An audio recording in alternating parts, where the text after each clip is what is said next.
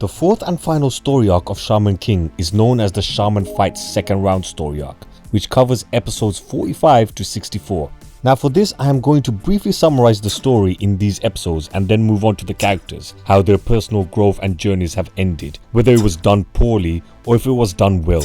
I understand that the ending of this show is an anime only ending as it diverts heavily from the manga, so it's not fair to compare it to the manga. I will only judge this for what it is, and that is, it's the 2001 anime. So get your oversoul ready. I'm Shady of the Shaman Tribe. Help us become 1000 strong, so subscribe to the Shaman Tribe. The final arc of this story can be divided into two halves. From episodes 45 to 53, it is mainly training and character driven episodes. Some episodes may even feel like filler. Whereas from episode 54 all the way up to the final episode, we are given non-stop action with the Babylon Gate and the X-Laws finally trying to end Hao forever, as well as the race to find the Great Spirit between all of the characters involved, including Hao with his army, the X-Laws, Yo's group and the Patch tribe members, Silver and Karim. Now for me, I feel the show was rushed. The change of pace between the first half of the arc and the second half is crazy. You feel there should have been at least another 20 episodes between episode 53 and 54. I have to say,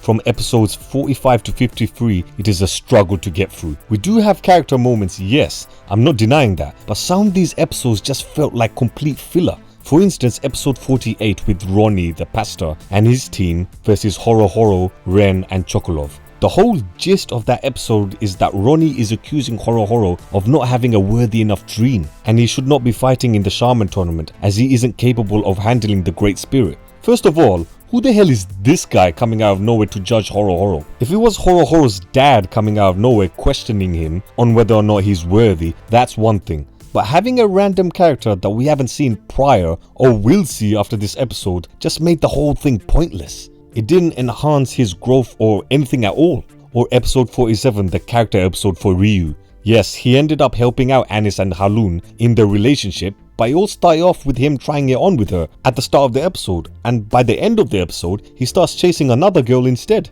Who was Anis again, Ryu? So there were a few episodes that dragged on a bit. I'm not saying they were bad, but just in general more of a box standard anime filler episode. A lot of these episodes were character episodes, so when I talk about the characters, I will mention these episodes, so bear with me. From episodes 54 to 56, we had the storyline of the Babylon Gate being involved. The X-Laws were planning this for a long time. However, Hao is just too powerful. He broke the Babylon Gate and had the Spirit of Fire eat Shamash, who is, as we all know, is Jan-sama's guardian ghost. Episode 57 to 60 is the race to the Great Spirit. Hao is in the lead as he took out all of the X-Laws one by one. Only Marco, Jan-sama and Lyserg are the last remaining X-Laws to survive. Hao is more or less in the lead. It's everyone else trying to catch up to him, with Yo being the closest to catching up to him. But as we see, it's only bad news for Yo. And from episodes 60 to 64 is the final stretch of the action, where we had Yo versus Hao. With Hao completely dominating and eating his very soul. We had all of Yo's friends fight against Hao, and eventually their perseverance pays off, with Hao losing his cool and taking the Great Spirit by force. And then the finale, with everyone's hopes riding on Yo and achieving a level of power that rivaled Hao with his combination of the Spirit of Fire and the Great Spirit, forming the Golden Spirit of Fire, killing his evil twin brother Hao Asakura once and for all. This is a brief summary of the story of the final arc, but how did the show portray the characters? Did they all have natural progression from start of the show to the end? Let's start off with Manta. He is the human character that got thrown into the mad world of shamans. Manta has gone through so much in this show. He's been tortured, nearly killed so many times. He even had a stroll with the main antagonist of the series, Hao Asakura. They were walking towards the Great Spirit. Manta always felt helpless within himself. That's why he always volunteers to do anything or pitch in to help out. For example, he went on the internet and researched Hao after Yo and Manta were talking about Hao just before Yo and his friends were about to leave to go to America in searching for the Patch village. Or in episode 55 when Ryu became depressed because of Lyserg fully turning into an X-Law by letting go of his dowsing pendulum. Manta went out of his way to make sure that Ryu is okay. It's little things like this that I feel that Manta finds fulfilling. Hao says it out loud what Manta's fear is. In episode 40, when Hao says all humans are useless, powerless and weak, during the time when Manta briefly encounters Hao, as Yo and the others are going through Hao's journal and teachings, Hao reads Manta's mind and knew that all Manta wants to do is help Yo the best way possible. But most of Yo's problems are that of fighting other shamans, so Manta can't help out Yo as he's not a shaman, or so he thought. Episode 51 is the turning point for Manta on his journey to becoming a shaman and to achieve his goal on helping out Yo the best he can. It's quite ironic actually that both Manta and Ryu had to be possessed and fight Yo in order to eventually help out Yo during the clutch moments of the show.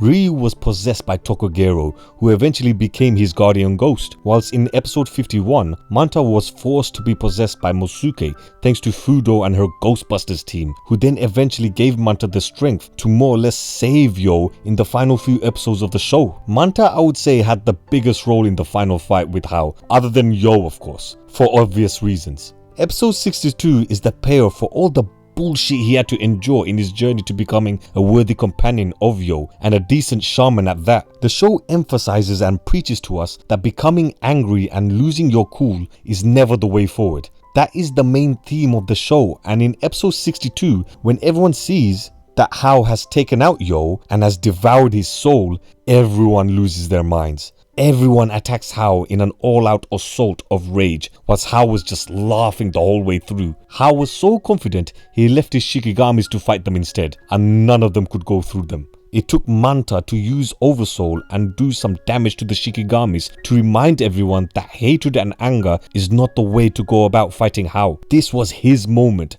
and the show quietly foreshadowed it as well by having Mosuke being trapped in the laptop. Even in episode 55, Manta was able to escape the cage that he was trapped in by the X-Laws thanks to Mosuke. It's so perfect that Mosuke is more or less the guardian ghost of Manta. Mosuke was the right-hand man and the best friend of Amidomaru, just like how Manta is the best friend and right-hand man of Yo. Both of them worked together to accumulate for this moment, and as a result, Manta gave everyone a newfound hope, which helped Yo listen to get himself out of Hao's mind and eventually escape Hao. Ryu is the second person that went through a journey, but unlike Manta, he became a shaman by the second arc of the show. Ryu is hilarious and one of the funniest characters ever. However, I feel his character growth in the second half of the show is not as strong as the beginning of the show. At the beginning of the show, we see him going through training and changing himself into becoming the best version of himself, both as a person and as a shaman. Ever since Lyserg entered the story, however, Ryu was just so fixated with Lyserg. He really became annoying for me. In episode 55, when Manta was trying to help him, he became such a prick to Manta, calling him useless when he's only trying to help him out. There was no need for that. His dream kind of changed as well, from having the best price for himself to more or less being by Yo's side and helping him out. He does talk about his best price to Anis, so the dream is still there, but now I think he's looking more at Yo as an inspiration and that Yo will be the one to find him his best place. I guess you can say that Ryu found his best place fighting alongside Yo. He is happy, but the problem with that is you already have Manta, who more or less has the same goal of helping Yo as best as he can. You can't have two characters having the same goal, and I would say Manta's one is more compelling because he's not a fighter. So his journey was more meaningful as there is more struggle for him, whilst Ryu was already a strong fighter since he was feared by everyone in the town. So he was already a warrior. He didn't lack anything physically, but was confused spiritually. The best place for me symbolizes a place where everyone can call home, and Ryu was the local scumbag, an outcast. The show started off explaining this, but it fell off after Lyserg entered the story and Ryu more or less found himself with Yo and the others. So I would say for Ryu, he became a powerful shaman in his own right, but he was more or less relegated to a comedic relief character and Lyserg's new best friend and wannabe mentor. Although I can't lie, some of his reactions to Lyserg was just hilarious. He even thought at one point Lyserg was a girl. How do you mess that up, Ryu? Horohoro is easily the most underrated and underutilized character in the whole show. He more or less stayed the same from his debut in episode 9 all the way up to the finale. His character episodes were also the weakest amongst the main cast. These were episodes 32 and episode 48, which I mentioned earlier. Episode 32 was all about not burning down the forest in order to protect the wildlife from the companies that are cutting down the forests. But Horohoro and Alan end up cutting half the forest anyway. So what was the point of that episode? What message were they trying to give us? The show basically ignores him even in episodes 10 and 11 when Tokogero took over Ryu's body and was going on a mad rampage. Horohoro is living with Yo at that time. Where the hell was he? I think the show missed a massive opportunity with Horohoro in episode 50. Nyorai had taken control of Horohoro when he himself took Ren to Nyorai as a way of helping Ren in his mental state. But that backfires in his face. But one interesting thing does happen in that episode, and that is Horohoro mentions that he has a deep frustration because of his loss to Yo in the first round of the tournament, which is episode 14 if you guys are interested. He expresses that he will never be as strong as Yo. This was the perfect opportunity. The show has been teasing us that Ren will be the one to turn on Yo. But that didn't make any sense because Ren and Yo did fight in the first round and they ended up in a draw. So why would he feel that he will never be as strong as Yo when they both beat each other once and drew against each other as well? Horohoro being the one that lost to Yo should have been the one teased to turn against Yo and the others. I know Lyserg kinda did that, but he went with the X-Laws and the show never really portrayed them as the big bad guys, whilst Hao was 100% portrayed as the bad guy. Why not have Hao go after Horohoro instead and try and recruit him? Can you imagine the character change? For me personally, Horohoro is the funniest character in the show, but having him turn evil and join up with Hao in order to beat Yo would have been a better twist, rather than going with the obvious character who was Ren, gearing up for that turn. This was an opportunity missed by the show, and it's a shame really. Having the happy-go-lucky character turn full heel would have been something to see. Chocolove was the last member to join up with Yo, and he really did arrive late to the show. His dream is to make a world of laughter, which is a notable dream if you ask me, but he came as soon as Lyserg left the group, so it was evident that he was the replacement for Lyserg. Both of them are complete opposites of each other, one of them a gloomy pessimist, whilst the other who is more of a joker. I do love his backstory with the comedian, and I love his guardian ghost Mick, who is a jaguar. But I can't really add that much more to him, other than he's another funny character who captures the spirit of the show, which is light-hearted comedy. There was a moment in episode 50 where he got Nyorai to join the others for dinner. That was a nice touch by Chocolove, showing us that he is also a sincere guy underneath all that goofiness, and as a result of his goofy character, he fits perfectly with the rest of Yo's gang. Lyserg debuted in episode 27 as this vengeful character looking for justice against Hao, whatever the cost. And I have to say, from his introduction and all the way to the end of the show, I never liked Lyserg. Now, when he returned to save Ren and the others against Hao's minions in episode 60, I won't lie, I was excited to see him there, but it was only just for that moment. What he did as a character is hard to forgive.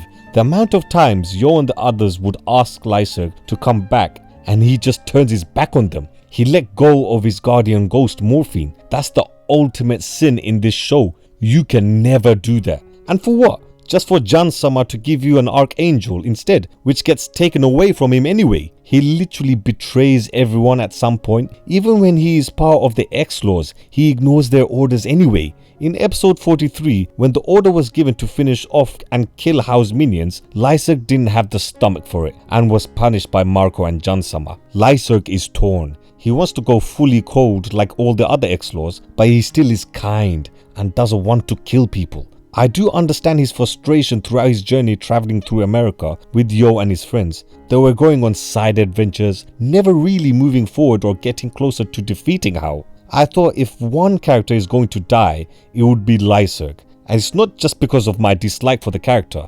I thought either Hao and his team would kill him, or maybe even the X-Laws with their brutal and cold tactics would have had enough of Lyserg and just end his misery. Lyserg doesn't seem like he cares about the Shaman tournament. All he cares about is killing Hao. I think he should have gone in a Kurapika Hunter x Hunter route for his character. He has a lethal weapon with the pendulum, and with Morphine's power, he is one of the fastest shamans in the game. If he went on a revenge quest by himself and not looking for allies like how Kurapika did when he was hunting down the Phantom Troop, it would have been an efficient way of using this character. He never truly gets along with people he is with. When he was with Yo's group, for me, he didn't really fit in because that group is way too carefree. It's only because of Ryu he stayed there for that long. We go into more detail in the previous arc review, so do go check that video out. With the X-Laws, he is never as cold or cruel like the other members, so he continues to disobey orders or doesn't have the stomach to carry out those orders. He doesn't really fit in anywhere.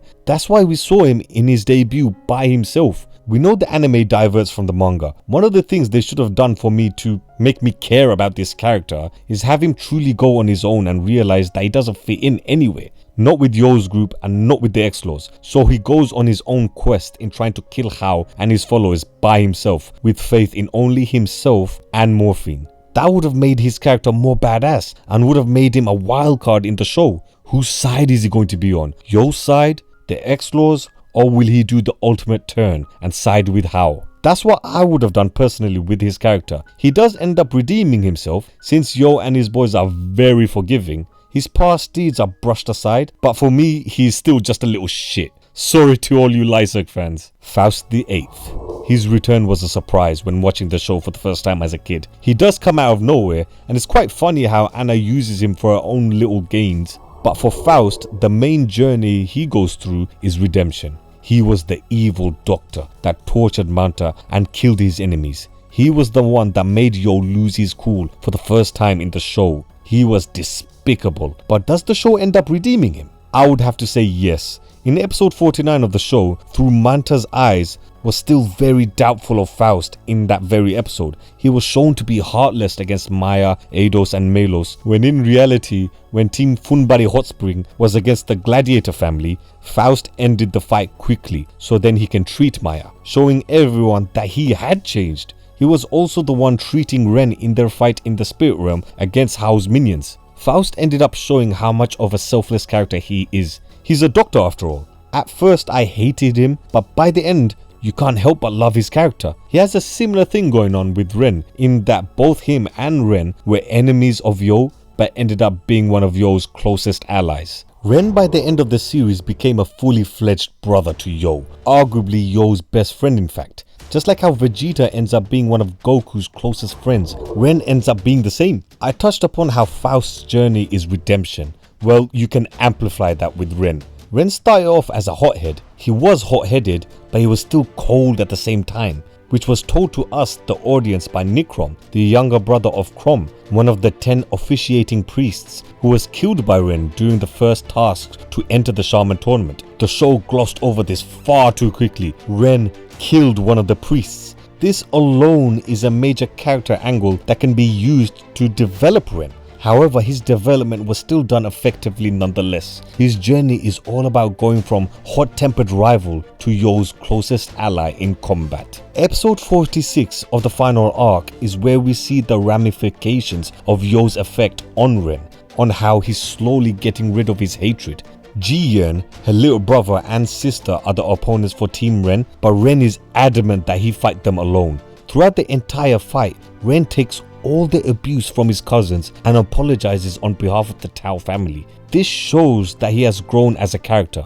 In the first arc when Ji-yeon was introduced, Ren threatened her, and now look, he's taking all the pain and hatred that his cousins had after being thrown out of the Tao family. People may think that Ren is a rival for Yo, but I will keep going back to the Goku and Vegeta example. Vegeta in the final battle against Majin Buu, when Goku was fighting against Kid Buu at Super Saiyan 3, Vegeta acknowledged that Goku is stronger than him and paid respect to him despite being a rival throughout the entire Dragon Ball Z storyline. Ren is the same. In their 1v1 fight during the first round in the Shaman tournament, episode 19 and 20, at the end of the fight, Ren paid respect to Yo, saying he is calm like the wind and is the winner before finding out that Yo's Furyoku is all gone as well.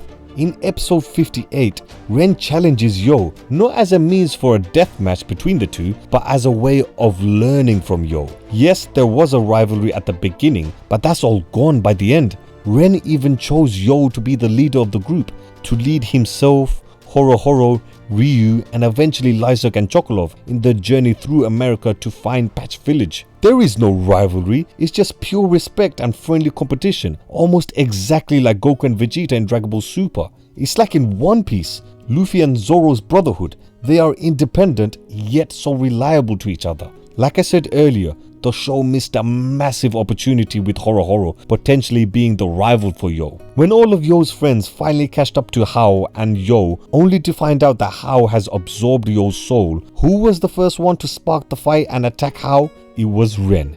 Do you need any more evidence about there being a supposed rivalry between Yo and Ren? There is only camaraderie. You can also see that he has learned to be calm and collected in pressure moments from Yo. In episode 60, he finished off Hao's minions by himself in one attack by keeping calm and composed. He didn't use any massive oversoul attacks that he usually does. He just went straight for them and finished them all off in one strike, saving the others in the process. One negative I will say is that the show constantly says that there isn't much of a power difference between Yo and Ren. However, we all know that's not the case. The series tries to show that they are almost equal, for instance the training to find that one grain of rice. Only Yo and Ren managed to do it, which tried to insinuate to us the viewer that they are both more or less equal, when that's not the case. Yo was going toe to toe with Hao when Hao absorbed the power of the Great Spirit. Yo was using a double medium. Ever since he learned how to do that, Yo is actually so much stronger than Ren, and we can see no matter how many times that characters may say that there's not much difference, we all know Yo is so much stronger. We learnt of everyone's Furyoku level, but conveniently we didn't hear Yo's level, which implies to me that Yo is so much stronger than everyone else. I wish Yo didn't have that massive power level compared to Ren and the others, especially in the final battle with Hao, when Hao absorbed the Great Spirit. They were all just sidelined and just watching the fight. It's a minor nitpick, but it is what it is. The X-Laws really brought another dimension to the show. It gave us another rival other than Hao, and these guys you can argue are just as cold-blooded as Hao. They were killing people left, right and center and were the perfect group that got Yo's blood boiling. Their entrance to meeting Yo was killing Ashil, one of Hao's minions, in cold blood, in a ray of light. You would think they were descending from the heavens to pass judgment on all of us. But the main plot point that the X-Laws were given, and basically their big boy plan in order to kill Hao forever, is to use the Babylon Gate to seal both Yo and Hao away forever. Personally, I think the Babylon Gate episodes were the best in this whole arc. It was gripping, it had action between all three major parties of the story. Hao's entrance was the most badass entrance in the whole show, in my opinion, when he burned Jan-sama alive. So much was going on in those few episodes. The X-Law's plan was to kidnap Manta in order to bait Yo into the circle of the Babylon Gate,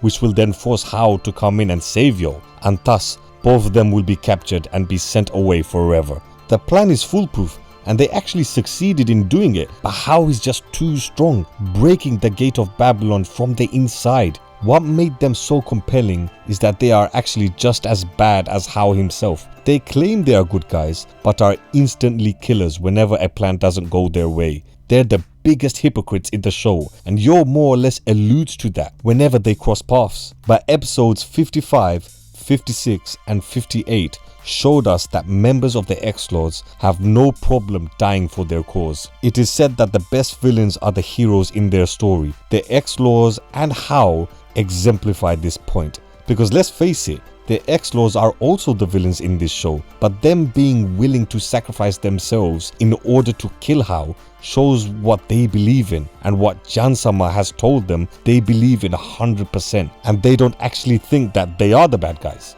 By the end of the arc, all of them are dead, apart from Lyserg, Marco and Jan-sama. One thing I wish the show did was a one-on-one fight between Jan-sama and Hao. Hao would win, of course, but at that time we didn't know how strong Jan-sama was. She was said to be in the bracket of god-level shamans, and even in the Babylon Gate episodes she was channeling her Furyoku into powering it up, whilst also holding off Hao's minions with a barrier and having Yo and his friends being captured in that little cage. She survived being burnt by Hao. She was looking at him dead in the eyes as he was burning her. He even thought she was a problem at the end of episode 54. He was genuinely concerned. Normally he would be his usual carefree self, but the plan that the X-Laws made with the Babylon Gate even had him worried. When the gate was opened, he called Jansama a troublesome woman. He even calls her Jansama. So clearly there is respect there from How to Jansama. Not sure about the other way around though.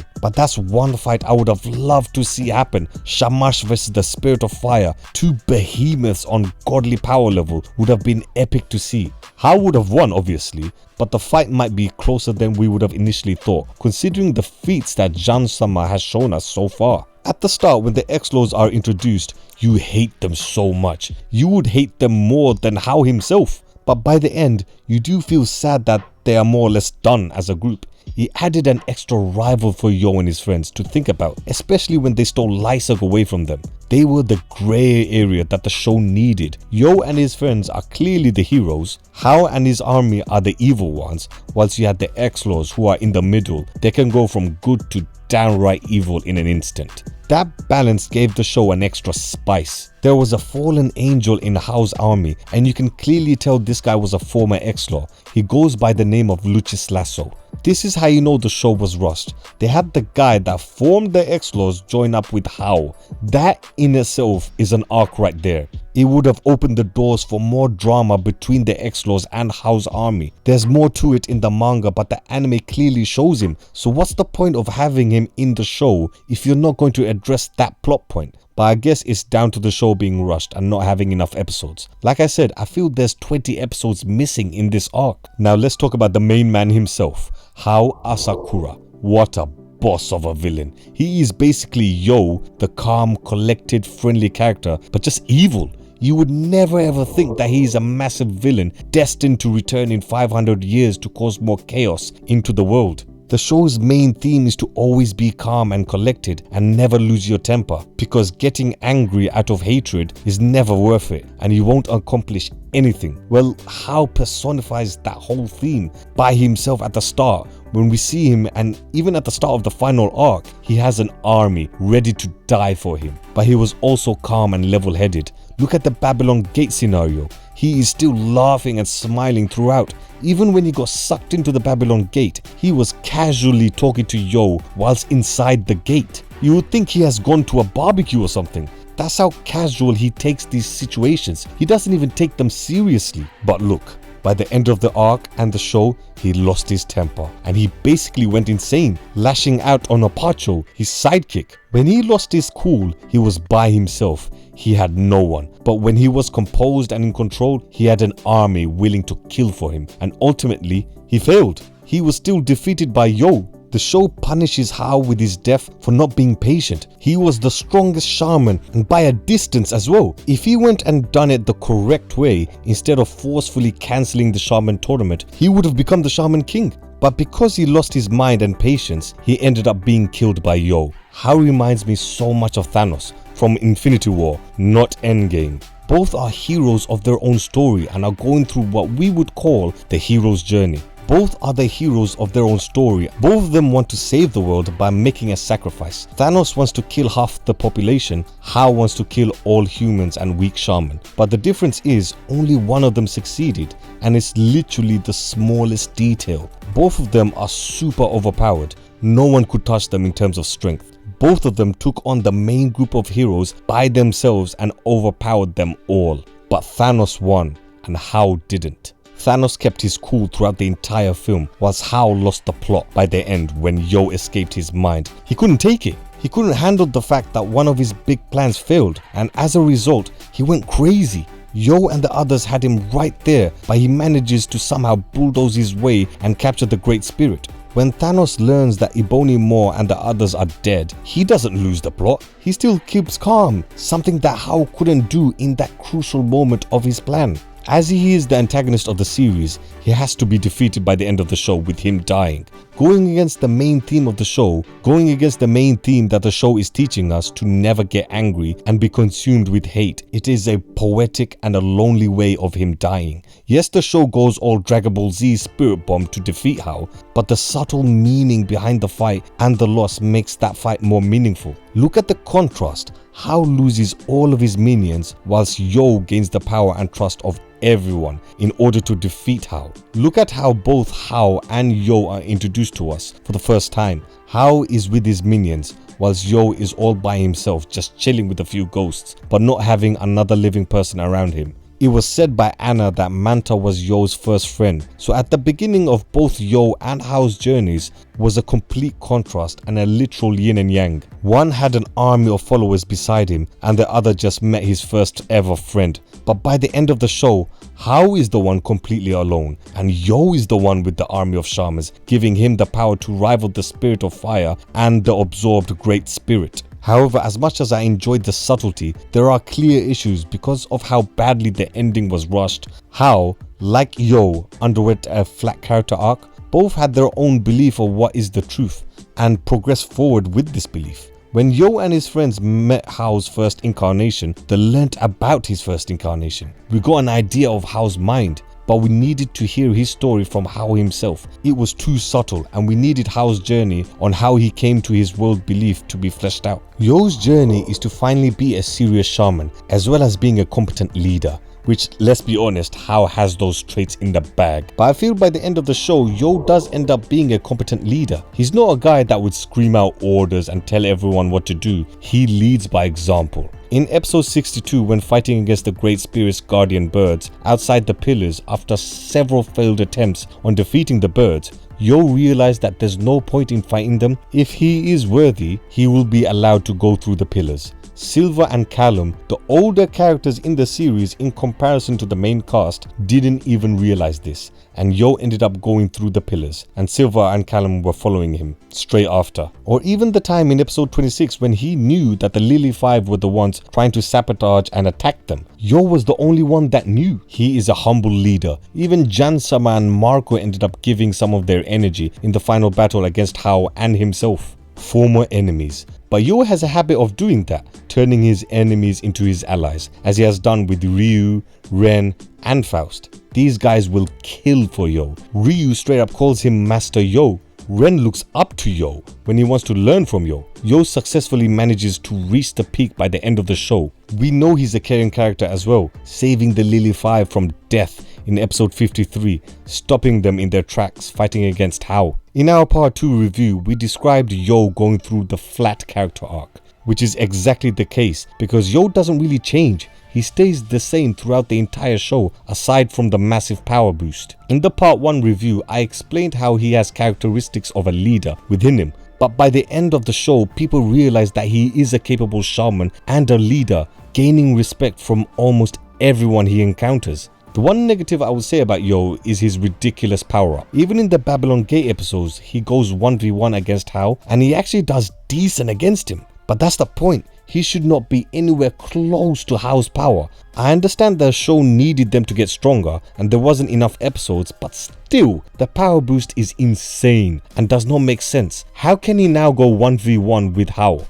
Are you telling me that Ren, as his rival, would have lasted as long as Yo fighting against Hao in that very moment? Ren wasn't even conscious in the Babylon Gate. That would be my only nitpick, but where Yo ended up by the end of the show was well done. He had no friends but ended up having hundreds of shaman trusting him with their power to defeat Hao. The lone hero ended up with an army. It is a beautiful way to end Yo's journey by the end of the show, especially the way it ended up with Hao being all alone. I want to briefly talk about the final battle with Yo and Hao. The 1v1 sword fight did make sense for Hao to be stronger, but then in the final episode, before Yo achieved the final spirit form fused with the Midamaru's body, he was giving Hao and the golden spirit of fire a decent fight, which doesn't make sense really. If anything, it should be the other way around, where Yo would have given Hao a better 1v1 sword fight and then get dominated against the golden spirit of fire. That would have made much more sense. The final battle was fierce,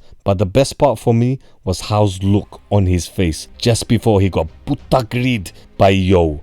Those few seconds was the first time ever we saw Hao being scared, which humanized him. He was scared of dying in that very moment. Yo did that to him. This is the strongest Hao has ever been, and Yo defeated him. It's like Yo earned the right to get everyone's Furyoku and be fused with Amidamaru to defeat the strongest ever version of Hao in that moment. I believe he had the power level of a Shaman King right there. There's many other characters I could talk about. Anna is one of them as well. But she more or less stays the same, as she had that big moment where she captured Hao with the 1080 beads, and listening to her scream in agony when she finds Yo lying down defeated by Hao was shocking to hear. But she more or less is the same from the start of the show to the end, just way more powerful. For more about her character, check out part 2 and part 3. This is just a brief summary on how the character's journey ended with the final arc of the show. There will be character analysis videos for these characters where we will go more in depth with them, so stay tuned for those videos. Overall, from episode 54 to the climax of the show, for me personally,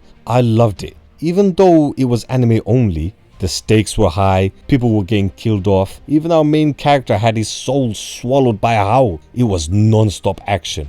I addressed the issues when I was talking about the characters, such as the insane power boost of the main heroes, certain characters not being utilized properly, as well as some filler episodes that doesn't really add anything to the story or the character development. But if you're looking for a short anime filled with comedy, with a great antagonist and brilliant characters throughout the show, then this is the show for you. The Shaman King anime is criminally underrated and deserves more praise than it is getting.